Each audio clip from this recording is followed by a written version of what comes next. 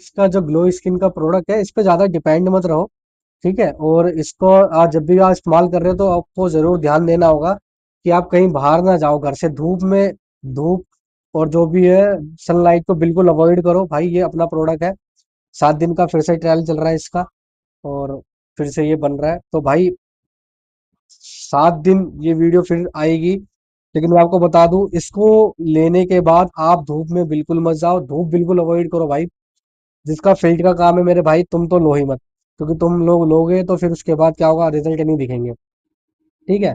बाकी इस फ्लिक्स का जो वेट लूज का प्रोडक्ट है वो बहुत काफी अच्छा है, हद तक रिजल्ट इतने अच्छे हैं, 80% रिजल्ट है।